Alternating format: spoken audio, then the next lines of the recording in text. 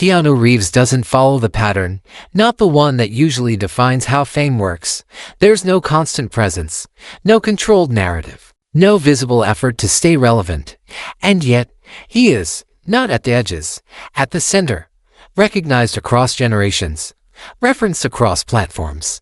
Still, consistently there, which creates a contradiction, because in a system built on visibility, absence should reduce relevance. In a system built on control, lack of control should weaken perception. But here, it doesn't. The less he tries to define the image, the more defined it becomes, not by him, by everyone else.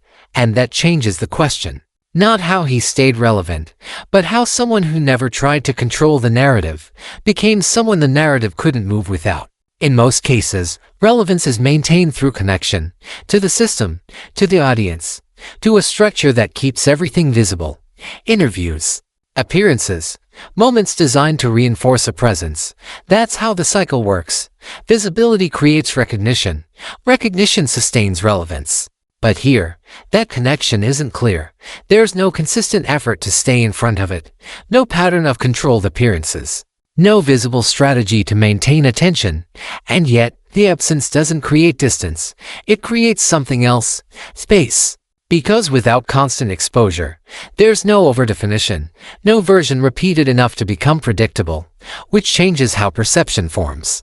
Instead of being directed, it develops from fragments, a moment here, an interaction there, something observed, but not explained. And that lack of explanation matters, because once something is clearly defined, it can be evaluated, accepted, rejected, replaced. But something that isn't fully defined moves differently. It stays open, not controlled by a single narrative, which means it isn't limited by one either. At that point, the system doesn't lose him. It just can't fully position him. And that creates a different kind of presence, not constant, but persistent. Not everything that shapes a public image is visible. Some things stay outside of it, not hidden, just not used. Because in most cases, personal moments become part of the narrative. They're shared, explained, positioned in a way that connects with the audience. They add context, they create understanding, and over time, they reinforce an image. But here, that doesn't happen. The moments exist. They matter. They influence everything, but they don't define the way the story is told. There's no direct translation, no clear connection between what happens and how it's presented, which changes the structure. Because when personal context isn't used to shape perception, perception forms without it, and that creates distance, not emotional distance. Interpretive distance. The audience sees the surface, but not the full explanation behind it, which leaves space. Space for interpretation. Space for projection. Space for meaning to develop without being guided. And that's where the dynamic shifts. Because now, the narrative isn't constructed from what's shared. It's constructed from what's observed, small details, and scripted moments. Things that aren't framed as part of a story, but become one anyway. And once that pattern forms, it doesn't rely on new information. It reinforces itself. At some point, something changes. Not in what he does, in how it's seen. The same kind of moments begin to carry meaning. A photo, an interaction. A gesture that wasn't designed to be noticed, but is, and once it is, it doesn't stay isolated. It spreads, not through structure, through repetition. Shared, reposted, referenced without explanation. And that repetition builds something, not a narrative in the traditional sense, a perception. Because nothing is being formally defined, there's no statement, no positioning, no clear message being delivered, just fragments. And fragments don't feel constructed, they feel real, which changes how they're received. Because when something doesn't look like it's trying to create an image, it's trusted more. And that trust amplifies everything. Small moments carry more weight. Simple actions feel more meaningful. Ordinary behavior becomes something else, not because it's different, but because it's rare in that context.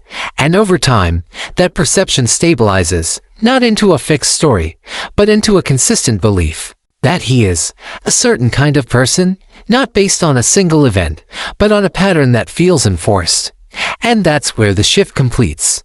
Because now, the image doesn't come from him, it comes from everyone else. By the time the next shift happens, the conditions are already different. The perception is there. The recognition is stable. The image exists without being actively maintained, and that changes how a return is received, because most comebacks follow a pattern. Reintroduction, repositioning, a visible effort to reconnect with attention. This doesn't. There's no attempt to redefine anything. No effort to rebuild an image, just a role, a performance that fits, without trying to explain why. And that matters. Because when the foundation is already in place, nothing needs to be rebuilt, it just needs to align. And once it does, the reaction isn't hesitation. It's confirmation. Not who is this now, but this makes sense, which removes friction. There's no resistance to the return. No need to convince the audience to accept a new version, because there isn't one. It's the same perception, in a different context. And that creates a different kind of momentum, not driven by novelty, driven by recognition, which is stronger, because novelty fades. Recognition compounds, and over time, that accumulation becomes visible, not as a comeback, but as continuity. Something that was always there, just not always in focus. At the beginning, the absence looked like a gap, something missing, something not being used in the way the system expects. No constant visibility, no structured narrative, no defined image being reinforced. And in most cases, that would have reduced everything. But here, it didn't. Because the absence wasn't empty. It was open enough for something else to form, not from what was said, but from what was seen. And over time, that difference becomes clear. A controlled image tells you what to believe.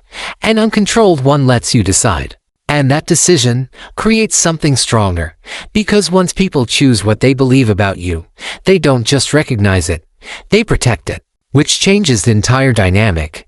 The image doesn't need to be maintained. It sustains itself, not through repetition, but through trust.